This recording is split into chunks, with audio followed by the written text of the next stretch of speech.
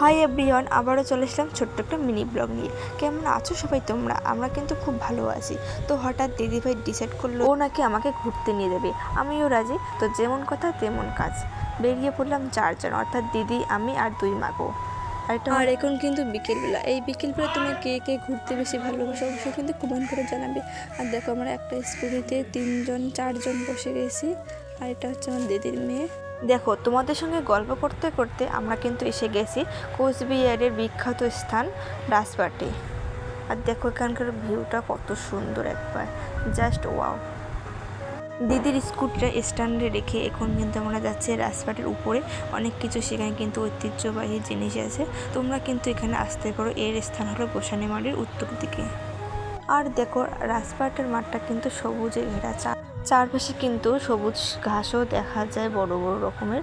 আর দেখো এখানে কিন্তু অনেক বউ আসে ঘাস ছিলাতে। আর এটা হচ্ছে একটা দিঘির মতো। এর নিচটা একবার দেখো, আমি তো প্রায় ভয় পেয়ে গেছিলাম। চলো তোমাদেরকেও দেখাই। এই জিনিসটা নাকি অনেক ইট দিয়ে তৈরি। আর এর নাকি 3টা ধাপ আছে, 3 রকমের জিনিস এখানে দেখা যায়।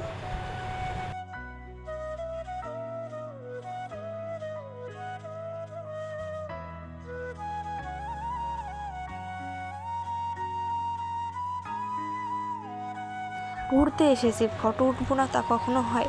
এই দেখো দেখো দিদি আর তার ছোটো মেয়ে ফটো উঠছে, আর বড়ো মেয়ে হচ্ছে ক্যামেরাম্যান। আমি কি করে, আমিও একা একা একটু ফটো উঠলাম, তোমাদেরকেও দেখালাম এখানকার ভিউটা একবার। তোমরা কিন্তু এখানে অবশ্যই আসতে পারো। আর ওটা দেখছো, ওই যে একটা জুম করে তোমাদেরকে দেখালাম, ওটা হচ্ছে রাজার নাকি বাড়ি, রাজা নাকি থাকতো। এই যে আমার দিদিরা এসেছে, ওরা যাইতেছে। তো চলো বাড়ি যাওয়া যাক, টাটা।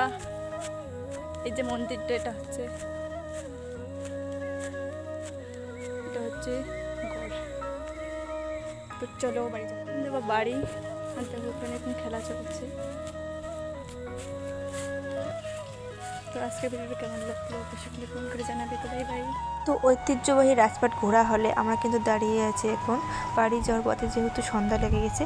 আর এদিকে কিন্তু দিদির মেয়ে নাকি খাবে, তার জন্য ওরা কিটক্যাট নিল। তো আজকের ভিডিওটা এখানে শেষ, দেখা হচ্ছে পরে একটা নেক্সট ভালো ভিডিওতে। Bye bye.